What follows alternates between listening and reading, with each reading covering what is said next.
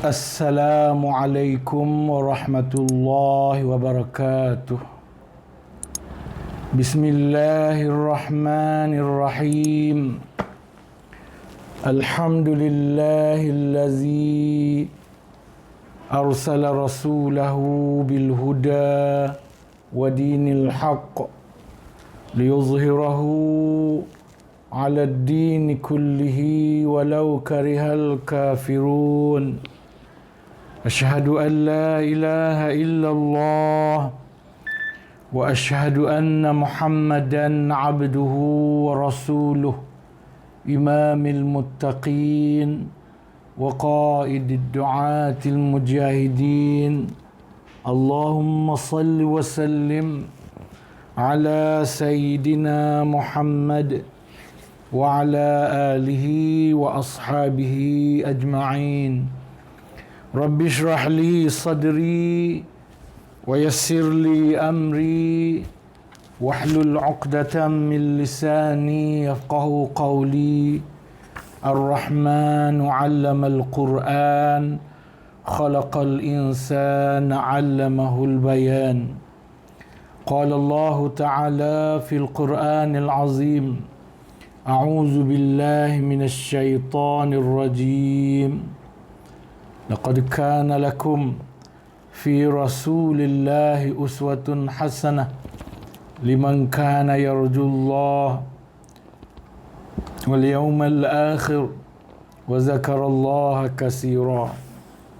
Pertamanya kita mengucapkan syukur kehadrat Allah Subhanahu wa taala kerana dengan limpah dan kurniaannya dapat kita bersama-sama pada malam ini bertemu untuk kita meneruskan kuliah maghrib secara online untuk Surau Al-Amin, Bandar Tun Husin On.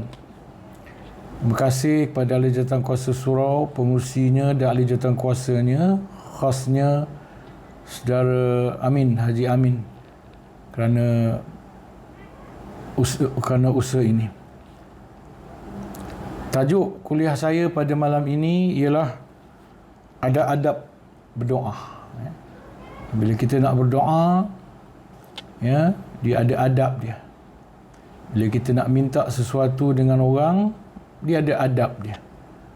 Ya, kita boleh minta dengan cara kasar, boleh minta dengan cara lembut.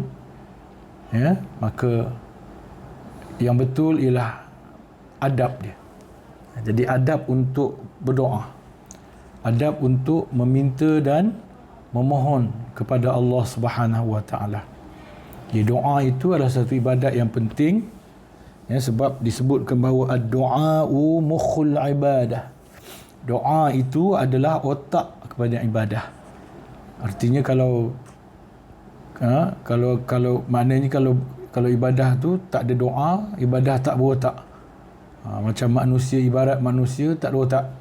Tak ada otak lah kau ni. Kan buruk nak bunyi tu. Maka begitulah. Kalau ibadat ni tidak ada doa, seperti itulah bandingannya. Baik. Apakah ada adab doa itu? Ya, iaitu yang pertama, ada 10 semuanya. Yang pertama, memilih bagi waktu berdoa itu akan segala waktu yang mulia dan waktu yang mustajab dan waktu yang makbul, seperti pada hari Arafah dan pada bulan Ramadan dan pada hari Jumaat dan pada waktu sahur. Yang pertama, menurut Imam Al-Ghazali rahimahullahu ta'ala, adab berdoa yang pertama, petua, ataupun kita boleh sebut juga petua doa yang dimakbulkan, petua doa yang besar kemungkinan dimakbulkan, harapan doa yang besar harapan dimakbulkan oleh Allah SWT, iaitu waktu, memilih waktu berdoa itu. Kita memang boleh berdoa pada sebarang waktu, tetapi jangan tinggalkan waktu-waktu yang dianggap mulia berdoa. Waktu-waktu itu mulia dan waktu-waktu itu juga dianggap mustajab dan makbul berdoa. yang ada disebut dalam hadis-hadis Nabi sallallahu alaihi wasallam bahawa waktu-waktu itu disifatkan sebagai mustajab berdoa. Ya, contoh yang diberikan ialah misalnya pada hari Arafah yang baru lalu hari itu. Ya, baru lalu. Alhamdulillah meriah dalam Facebook. Ya, di situlah bagusnya kita manfaatkan Facebook tu, meriah ingatan-ingatan supaya kita tidak tertinggal memohon doa-doa yang penting-penting dan baik-baik pada waktu itu. Ya, masing-masing mengingatkan, ya, jangan tertinggal peluang untuk berdoa pada hari Arafah. Ya, hari adalah di antara masa yang dianggap hari yang mulia dan dianggap disifatkan sebagai mustajab berdoa pada masa itu. Selain pada Arafah, bulan Ramadan juga yang baru lalu, taklah baru sangat, ya, tetapi dah berlalu juga. Sebab itu kalau kita berazamlah supaya kita sempat bertemu dengan Ramadan yang akan datang pula, dan berazamlah kita pada bulan Ramadan yang akan datang, kita tidak akan tinggalkan peluang. Kalau Allah masih panjangkan umur kita, Allah masih beri kita keizinan untuk menghirup udara di bulan Ramadan itu, ya, kita janganlah lepaskan peluang untuk berdoa pada setiap saat dan ketika sepanjang bulan Ramadan, terutamanya sebelah malamnya. Ya, siang harinya pun, tetapi di sebelah malamnya lebih perlu banyak. Di siang hari ni pun kita berdoa ada masa je kita berdoa. Lebih-lebih lagi di malam hari. Sebab itu kurangkanlah tidur, ya, pada malam hari bulan Ramadan, ya. Kemudian waktu lain yang disebut sebagai contoh, ya, Arafah tu dari segi waktu mustajab berdoa dalam setahun. Ramadan ialah waktu mustajab berdoa dari segi bulannya, sebulannya. Iaitulah Arafah tu satu hari yang mustajab berdoa dalam setahun. Ya. Ramadan itu sebulan mustajab berdoa dalam setahun tu juga. Maka daripada 12 bulan tu, bulan Ramadan lah paling baik untuk berdoa. Ya. Bukan bulan lain tidak baik, tapi bulan Ramadan itu lebih baik. Maksudnya kerugian besar kita meninggalkan berdoa bulan Ramadan. Kita doa bulan-bulan lain, tapi bulan Ramadan kita tak berdoa. Itu kerugian besar kita. Ya. Dan harinya, dalam seminggu, hari apakah hari yang mustajab berdoa? Iaitulah hari Jumaat. Bilakah hari Jumaat itu? Iaitu bermula daripada Maghrib hari Khamis. Ya, masuk saja Maghrib pada hari Khamis, itu sudah mula Jumaat. Ya, sampailah kepada asar hari Jumaat. Bila Maghrib hari Jumaat, bermakna dah masuk Sabtu dah. Ya, jadi hari Jumaat tu ialah, ya, bermula daripada Maghrib hari Khamis tu. Itu, dan maknanya siang Jumaat, siang malam pun okey. Tetapi bagaimana disebut tadi, malam tu lebih besar keafdalan dia. Ya, jadi rebutlah peluang berdoa. Ya, dan pada waktu sahur, dalam sehari pula, dalam sehari itu, dalam 24 jam sehari itu, daripada pukul 8 pagi sampai pukul 8 malam, sampai pukul 8 pagi besok, bilakah waktu mustajab berdoa? Iaitu waktu sahur. Ya, waktu sahur ni, ya, kita boleh sebut pukul 2 lah, pukul 2, pukul 3 pagi nak bawa ke subuh tu. Itu waktu sahur. Ya, lagi dekat nak subuh lagi afdal. Ya, ada ulama kira dalam 15 minit sebelum azan. Ya, 15 minit sebelum azan. Ya. Sebab apa? Sebab dia kata 50 ayat Quran. Rasulullah sempat membaca 50 ayat Quran sebelum azan, selepas sahur tu. Itu dari segi kaedah pengiraannya. Macam mana boleh dapat 15 minit tu? Kerana jumlah ayat Quran yang sempat dibaca oleh Rasulullah sallallahu alaihi wasallam sebelum azan. Ya. Jadi dalam 24 jam sehari, waktu sahur itu adalah waktu yang paling mustajab berdoa. Jadi rebutkanlah berdoa pada waktu-waktu ini. Rugilah kita kalau waktu-waktu ini kita lalai, kita leka, kita lelap misalnya, kita menonton TV misalnya, kita main game misalnya, rugilah kita. Ya, baik. Kemudian dan di sana ada sabda Nabi Imam Al-Ghazali rahimahullah taala membawakan hadis Nabi sallallahu alaihi wasallam, ya, yanzilullah taala kulla lailatin ila sama'i dunya hina yabqa thuluthul lailil akhiru fayaqulu azza wa jal man yad'uni fa astajiba lah man yas'aluni fa u'tiyah man yastaghfiruni fa aghfir lah.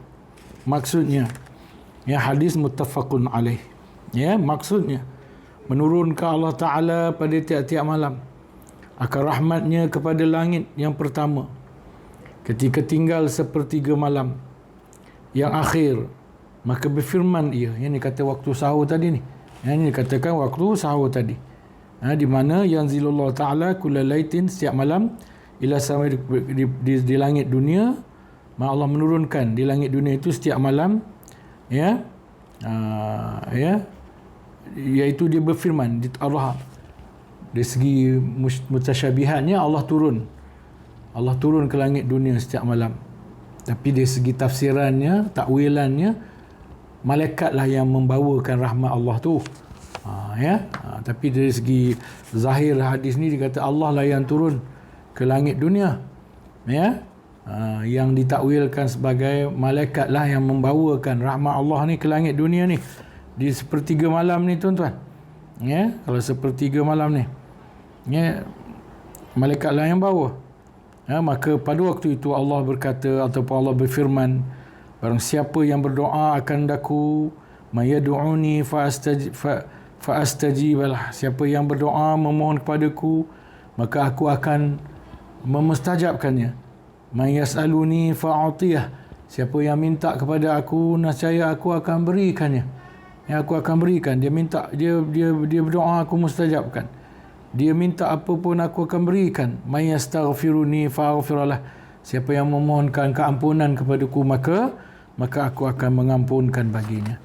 Jadi janji Allah untuk memustajabkan doa, memberikan apa yang diminta, dan mengampunkan jika kita memohon istighfar, ya, kepada Allah Subhanahu wa taala dalam hadis ini, ya. Ini janji Allah dalam hadis ini, ya, hadis yang muttafaqun alaih. Okey, itu adab yang pertama dari segi masa, memilih masa-masa yang mulia dan mustajab. Waktu-waktu itu mulia dan mustajab. Secara umumnya adalah waktu-waktu lain, umpamanya secara umumlah waktu hujan, ya, waktu hujan turun, itu dianggap waktu rahmat Allah, berturut-turun juga, digalakkan berdoa, ya. Jadi banyaklah waktu-waktu lain tu, terlalu banyak, ya. Jadi carilah waktu-waktu yang mulia, dan paling utama tadilah satu waktu dalam setahun, Arafah, hari Arafah, satu hari dalam setahun yang dianggap mulia dan mustajab, hari Arafah. Sebulan di antara 12 bulan Ramadan, sehari dalam 7 hari seminggu, Jumaat, dan beberapa ketika, iaitu waktu sahur, ya, dalam 24 jam sehari. Baik. Adapun adab yang kedua dalam berdoa ialah sekiranya bersungguh-sungguh ia berdoa pada sekalian kelakuan yang mulia, seperti pada perang fi sabilillah. Tadi itu merujuk pada masa, berdoa pada masa tertentu. Yang ini berdoa pada waktu mengerjakan perbuatan-perbuatan yang mulia, perbuatan-perbuatan yang suci, perbuatan-perbuatan yang kudus, disifatkan sebagai suci, kudus dari segi agama kita. Kata Abu Hurairah radhiyallahu anhu, inna abwab as-samai tuftahu 'inda zahfi as-sufufi fi sabilillah wa 'inda nuzulil ghaisi وعند إقامة الصلوات المكتوبة فاغتنموا الدعاء فيها. Artinya bahawasanya segala pintu langit dibuka pada ketika rapat segala saf di dalam perang sabilillah, dan pada ketika turun hujan, dan pada ketika iqamat sembahyang fardu yang 5 waktu, maka ambil olehmu kemenangan akan doa di dalamnya. Yang sebenarnya hadis ni menyebutkan beberapa perbuatan. beberapa perbuatan ibadah, perbuatan suci, perbuatan kudus. Yang pertama disebut dalam hadis ini ialah ketika saf dirapatkan dalam perang. Dia kata, disebut tadi, terutama anda zahfis sufufi. Anda zahfis sufufi fi sabilillah. Ketika saf disusun, waktu tu berdoa. Bukan waktu tengah bertempur tu. Dia tak kata waktu tengah perang tu. Waktu tengah perang tu kita kena fokus pada peperangan lah. Naya bahaya. Nanti musuh yang menentang kita, bukan kita yang menentang musuh. Kalau kita ambil contoh peperangan zaman Rasulullah yang menggunakan pedang misalnya, ataupun kalau zaman kita ni musuh yang tembak kita, bukan kita yang tembak musuh. Sebab itu waktu berdoa itu ialah zahfis sufuf, iaitu zahfis sufuf, iaitu ketika saf disusun, ketika pembarisan, ketika barisan itu disusun sebelum memulakan peperangan itu. Waktu itulah waktu yang sangat penting untuk berdoa, terutamanya mendoakan kemenangan untuk peperangan itu, tentulah, dan mendoakan lain-lain perkara juga. Mengambil kesempatan juga mendoakan lain-lain perkara. Itu, tapi kita mungkin terlepaslah peluang ini sebab kita tak berperang, kita tidak pergi berperang pun. Jadi mungkin kita terlepas perkara ini. Baik, benda kedua disebut dalam hadis ini ialah ketika hujan lebat, inda nuzulil ghaisi. Yang saya sebut tadi kan, saya disebut tentang hujan lebat tadi. Maka ketika hujan lebat, nuzulil ghaisi, ketika turunnya hujan yang lebat, itu juga waktu di mana kita mustajab berdoa. Kita diminta kita kerugian besar kalau tidak mengambil kesempatan untuk berdoa pada waktu itu. Kerana hujan itu rahmat Allah. Kerana contohnya pada waktu itu Allah telah sedang menurunkan rahmatnya. Maknanya kalau bahasa manusianya tu, kalau konteks manusia tu mood tengah baik lah. Mood tengah baik. Itu kalau kita ambil bandingan manusia lah. Tapi Allah tu bukanlah manusia. Tapi ketika hujan turun itu, maknanya Allah sedang menurunkan rahmatnya. Jadi kita ambil kesempatan untuk meminta apa-apa yang kita nak minta dan apa-apa yang kita perlukan daripada Allah yang baik-baik.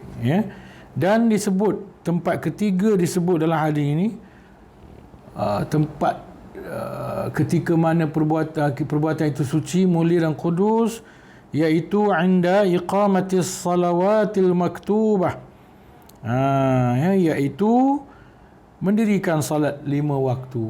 Ketika kita nak mendirikan salat 5 waktu, ketika iqamat sembahyang fardu 5 waktu. Kalau kita ambil lah hadis ni betul-betul, maknanya waktu qamat tu, waktu qamat Allahu akbar tu. Kalau kita selalunya kadang tak doa pun, kita duk kejar saf tu je lah, kita tak doa pun. Kadang-kadang sambil lewa berdoa pun, kadang sambil lewa je. Jangan, doa betul-betul. Ambil kesempatan berdoa pada waktu itu. Kerana disebut dalam hadis ini antara waktu yang disifatkan sebagai mustajab berdoa. Sebab Nabi kata fartanimu, rebutlah. Rebutlah doa. Pada waktu itu. Rebutlah kamu akan doa pada waktu itu. Waktu itu memanglah nak semayang. Kalau ikutkan nak semayang. Tetapi rebut. Sebab itu disebut irtanim. Rebut. Walaupun kita tengah nak semayang, tapi kita ambil peluang. Kalau nak guna perkataan curi pun boleh juga lah kot. Tapi ini curi yang tak berdosa lah. Kita curi peluang berdoa pada masa itu. Maksud rebut dan curi itu ialah janganlah pula doanya panjang. Janganlah pula mentang-mentang nak berdoa, doa panjang pula doa pada masa itu. Itu salah lah. Janganlah doa panjang-panjang, tambah bagi imam kan. Panjang-panjanglah doa macam doa lepas mayang pula panjangnya pada waktu itu. Itu tak boleh lah. Itu sebab disebut irtanim, rebut. Maksudnya kita ambil peluang. Jadi doa yang penting-penting, yang ringkas pada waktu itu. Dan kata Imam Mujahid radhiyallahu anhu, Imam Mujahid kata, seorang imam yang masyhur sebagai ulama tafsir yang muktabar, namanya selalu disebut dari segi penafsiran ayat Quran, di samping Qatadah dan sebagainya. Imam Mujahid juga antara imam yang terkenal. Ya, menyebut inna salata ju'ilat fi khairi sa'ati fa'alaikum bid-du'ai khalfas salawati. Bahawasanya segala sembahyang itu dijadikan di dalam saat yang terlebih baik. Ya, bahawasanya inna salata ju'ilat dijadikan fi khairi sa'ati. Bahawasanya segala sembahyang itu dijadikan di dalam saat yang terlebih baik. Maka lazimkan oleh kamu dengan membanyakkan doa di belakang sembahyang itu, ya. Fa'alaikum bid-du'ai khalfas salawat. Jadi sembahyang ni pun memanglah dah sembahyang namanya. Tentulah ia waktu yang terbaik. Maka berebutlah berdoa dan disebut khalfas salawat. Ya, berdoalah pada belakang. Khalfa tu di belakang solat tu. Dah habis solat tu, dah beri salam tu, doa. Dan dalam solat tu pun ada doa. Kerana solat tu sendiri membawa makna doa. Dalam solat itu terlalu banyak doa. Dalam doa iftitah, itu yang sunat lah. Kalau kita ambil yang rukun Fatihah, tentunya ada doa yang penting. Ada dialog antara kita dengan Allah Subhanahu Wa Taala dalam surah Al-Fatihah. Ada doa-doa di situ. Ihdinas siratal mustaqim, iyyaka na'budu wa iyyaka nasta'in, ihdinas siratal mustaqim, siratal ladzina an'amta 'alaihim ghairil maghdubi 'alaihim waladdallin. Dalam surah Fatihah tu ada doa, dalam iftitah ada doa. Ya, dalam duduk antara dua sujud juga ada doa. Ya, jadi dalam solat tu sendiri ada doa, ada tempat-tempat yang di sana kita memohon doa, ya. Dan jangan tinggal juga doa selepas solat. Ya, khalfas salawat, ya, selepas salat itu. Dan lagi sabda Nabi sallallahu alaihi wasallam, ad-du'a bainal adhani wal iqamati la yurad. Artinya ini riwayat Abu Daud wan Nasai, ya, iaitu katanya yang bermaksud doa antara azan dan iqamat itu tiada ditolak, kan? Maknanya jadi kita lepas azan elok doa, dan lepas azan tu kalau doa dia kata di antara azan dengan iqamat, maknanya ya bainal azan, antara azan dan iqamat. Jadi sebelum qamat tu lah, ya. Jadi oleh kerana itu kita rebut selepas azan tu, kita rebut doa. Selepas iqamat pun kita rebut juga doa. Kita rebut doa selepas azan sebab hadis ni, hadis yang kita baca ni, doa bainal adhani wal iqamati la yurad. Dan kita doa selepas iqamat sebab mengambil hadis tadi, wa inda iqamati salawatil maktubah. Jadi kita doa selepas azan pun kita doa, selepas qamat pun kita doa. Ya, jadi jangan malas nak berdoa. Doa benda paling mudah. Ya, minta benda paling mudah, minta dengan Allah. Kalau minta dengan orang mungkin susah. Minta dengan Allah benda paling mudah. Kalau kita tak buat, adalah kerugian besar pada kita. Okey, baik. Dan lagi sabda Nabi sallallahu alaihi wasallam, as-saimu la turaddu da'watuh. Orang yang berpuasa itu tidak ditolakkan doanya. Ni puasa. Jadi kalau kita tengah puasa bulan Ramadan, banyakkanlah berdoa sedang berpuasa itu. Dan pula kalau kita nak meminta sesuatu, ada hajat besar, kita berpuasa sunatlah kita. Buatlah puasa sunat. Maka selama berpuasa itu mohonkanlah doa. Ya? Jadi kita memang niat nak berpuasa, kemudian kita doa, sementara kita berpuasa kita berdoa, ataupun kita berpuasa tu sebab kita nak ambil kelebihan berpuasa itu untuk berdoa, boleh juga. Dua-dua boleh. Tak ada masalah. Ya, tak ada masalah. Dan lagi sabda Nabi sallallahu alaihi wasallam, aqrabu ma yakunul 'abdu min rabbih wa huwa sajidun fa aksiru min ad-du'a'i fihi. Yang terlebih hampir barang yang adalah hamba itu daripada Tuhannya, iaitu ketika ia sujud, maka banyakkanlah oleh kamu daripada berdoa dalam sujud. Aqrabu ma yakunul 'abdu min rabbih fa huwa sajidun fa aksiru min ad-du'a. Jadi satu lagi, doa ketika sedang sujud. Bukan solat tu keseluruhannya. Dalam solat tu ketika sujud. Dalam solat tu elok berdoa. Hujung solat, habis solat pun elok berdoa. Sebelum solat pun elok berdoa, yakni waktu iqamah. selepas iqamah. Ya. Tetapi dalam solat, waktu sujud tu waktu yang paling mustajab untuk berdoa. Selain daripada waktu duduk antara dua sujud, ada doa penting-penting di situ, ya. Waktu dalam Fatihah, ya, maka waktu dalam sujud tu kita doa. Selain daripada kita membaca tasbih yang diajar pada kita, mintalah kepada Allah apa pun hajat kita, ya, dalam sujud itu. Cuma kalau kita solat berjamaah, sesuaikanlah. Ya, jangan orang lain dah bangun, dah apa, dah bermacam-macam rukun, dah berpindah, kita masih sujud lagi, itu tak beradab. Itu dari satu segi tidak ada pula adab berjamaahnya. Ya, kita jangan tinggal daripada imam 3 rukun kalau boleh, ya, nanti batal jamaah kita. Sebab itu kalau kita berjamaah tu, kalau kita seorang diri tak ada masalah. Sujudlah berapa lama pun nak berdoa, sujudlah. Imam, yang jadi imam pun lagilah. Kalau kamu sedang jadi imam, janganlah nak lama-lama sangat sujud. Nak baca doa pun bacalah apa yang patut-patut, tempoh yang patut-patut, kerana belakang kamu ada makmum, ya. Okey, jadi waktu sujud juga waktu yang perlu kita rebut untuk berdoa, ya. Baik. Yang ketiga, adab doa yang ketiga, tuan-tuan, apa dia? Ya.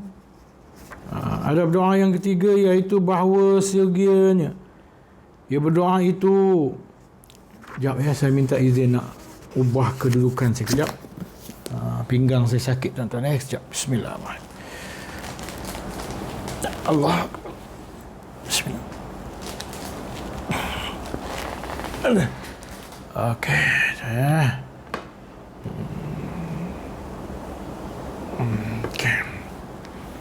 Okey. Sambung balik, minta maaf.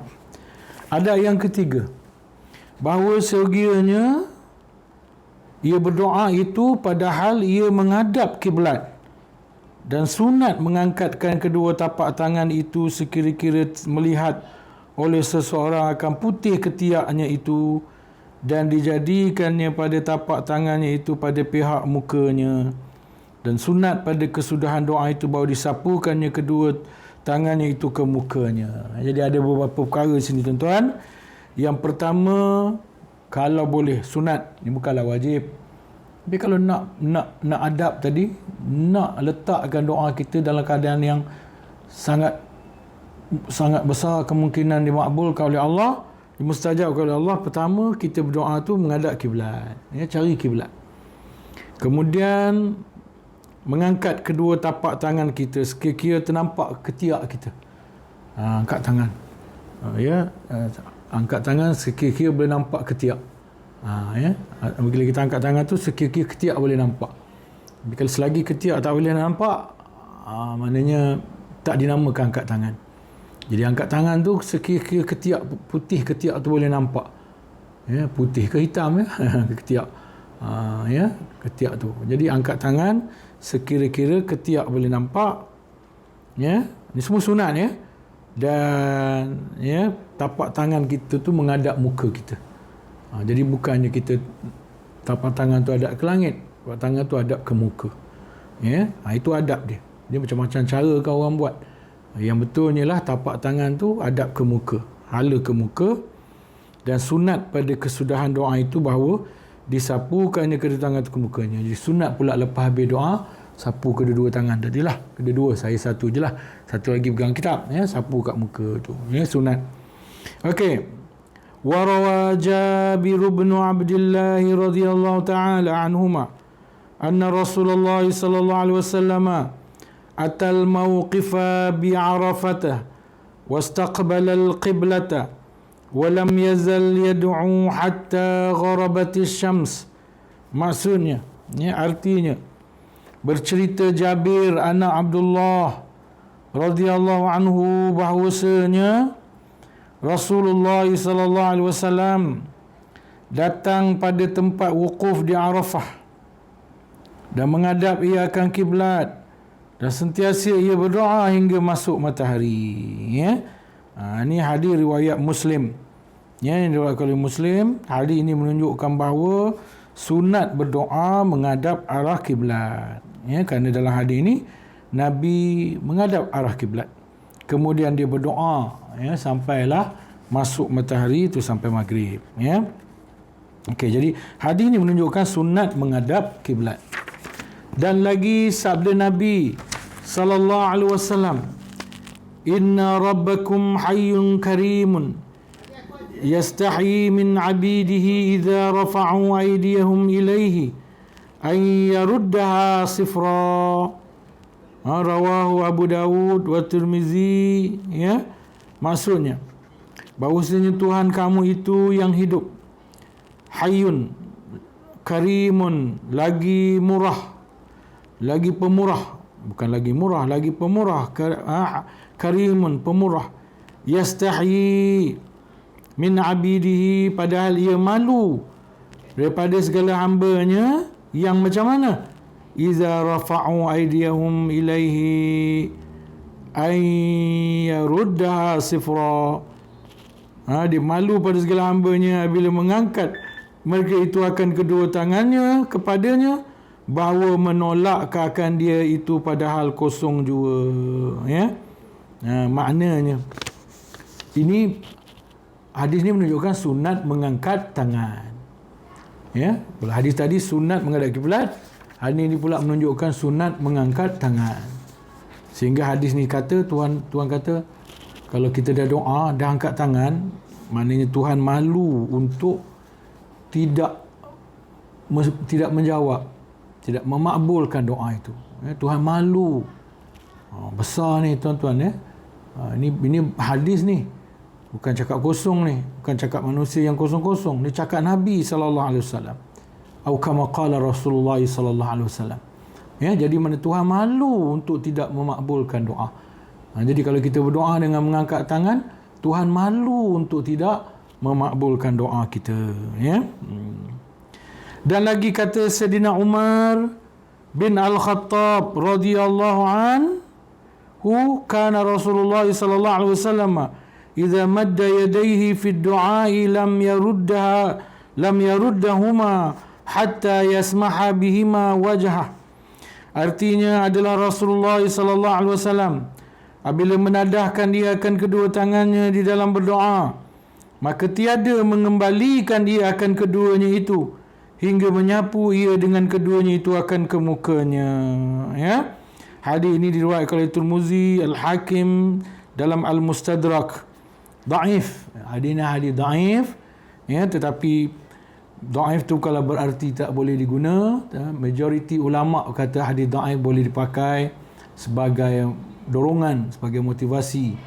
Nak mengatakan hukum wajib tu tak boleh, tapi sebagai motivasi boleh, ya. Jadi maknanya hadis ni mengatakan Rasulullah, ya, apa tadi, selepas berdoa dia menyapu mukanya, ya. Karena Rasulullah SAW idza madda yadayhi fi du'a, bila dia buka tangan dia dalam masa doa, lam yaruddahuma, dia tak kembalikan tangan kedua tangannya itu, hatta yamsaha bihima wajhah, sehinggalah ia menyapu dengan kedua-duanya akan mukanya. Jadi ini hadis yang menunjukkan sunat menyapu, ya, muka, menyapu tangan ke muka selepas berdoa. Dan kata Sayyidina Abdullah bin Abbas radhiyallahu anhu, kana Rasulullah sallallahu alaihi wasallam idza da'a dhamma kaffaihi wa ja'ala butunahuma mimma yaliya wajhah. Artinya adalah Nabi SAW apabila berdoa maka menghimpunkan ia akan dua tangannya dan menjadikan dia akan perut kedua telapak tangannya daripada pihak yang mengiringi akan mukanya. Ini hadis yang menunjukkan sunat bila kita angkat tangan dalam masa berdoa tu, tapak tangan tu menghadap muka kita. Bukan tapak tangan menghadap ke langit, ya, tapi tapak tangan menghadap ke muka kita, ya. Ini hadisnya. Dan kata Imam Ghazali rahimahullahu taala, ya, fahadhihi hayatul yadi wala yarfa' basarahu ila sama. Artinya kata Imam Ghazali, ini bukan hadisnya, ini perkataan Imam Ghazali, maka inilah kelakuan tangan dan jangan mengangkatkan ia akan matanya ke langit pada ketika berdoa itu. Jadi masa berdoa tu mata jangan tengok langit. Jangan tengok langit, ya. Kenapa? Mungkinlah kerana Allah bukan duduk ke langit pun, kan? Jadi Allah bukan ke atas pun, Allah tidak atas, Allah tidak di bawah, kan? Jadi kita mata tu jangan tengok langit, Tengok tapak tangan tu balik ke, nak pejam pun boleh lah kot. Nak pejam pun boleh. Tengok tapak tangan tu pun boleh. Ya. Tengoklah apa yang ada kat depan tu pun apa. Tapi jangan sampai melalaikan lah. Kan? Kat depan surau tu ada tingkap. Dia pun mata dia tengok arah tingkap tu. Nampak anak dara lalu dah dia teringat anak dara pula. Ni anak dara siapa ni, cantik tu, boleh ke dipinang? Pula dah. Jadi janganlah sampai melihat benda yang melalaikan. Ya. Jadi tengok tapak tangan tu balik pun tak apa. Tengok tapak tangan pun tak apa. Ya. Tengok tapak tangan pun tak apa. Yang penting hati kita fokus kepada Allah dan kepada apa yang kita minta. Jadi tuan-tuan dan puan-puan, saya berhenti setakat tu. 3 adab. Ya, semuanya ada 10 adab. Kalau tuan-tuan nak sambungan adab ni, ikutilah Facebook saya. Nanti saya mungkin akan sambung dalam kuliah-kuliah saya yang akan datang. Ya, kalau tak pun kemungkinan saya akan sambung pada giliran kuliah live online di Surau Al-Amin ni. Kalau tak pun lama sangat, tunggu sebulan nak sambung. Saya sambung dululah kat bila-bila kat mana-mana. Tapi tengok je lah, tengok je. Kalau sempat tengok live, tengok live. Mana saya kata adab berdoa siri 2. Yang mana nak sambung lah tu, yang keempat sebenarnya. Ya. Jadi kalau sekiranya terlepas live tu, dia akan tinggal sebagai rakaman. Tengok je lah. Tengok dalam bentuk rakaman pun boleh, tak apa. Yang penting mengaji, yang penting belajar, yang penting berusaha mendapatkan ilmu. Lebih-lebih di musim PKP ini, kita tak ada apa nak buat, banyakkan masa kita di rumah. Jadi lebih baiklah kita habiskan masa kita dengan ibadah, dengan menuntut ilmu dan sebagainya. Ya, sebab kalau dah pulih besok, sibuk kita. Ya, sibuk kita, jauh kita diri dengan Allah balik. Jadi oleh kerana kita ada masa lapang ini, perbanyakkanlah sebanyak-banyaknya kemungkinan, ya, untuk mendekatkan diri kepada Allah Subhanahu wa taala. Jadi tuan-tuan dan puan-puan sekalian, setakat itu saja untuk malam ni. Jumpa lagi dalam jadual kita akan datang dalam kuliah jadual saya di live online saya, khususnya di musim PKP ini di Surau Al-Amin, Bandar Tun Suan. Terima kasih ahli jawatankuasa Surau Al-Amin, Haji Amin sendiri. Terima kasih atas atas anjuran kuliah ini. Sekian, wabillahi taufiq wal hidayah. Wassalamualaikum warahmatullahi wabarakatuh.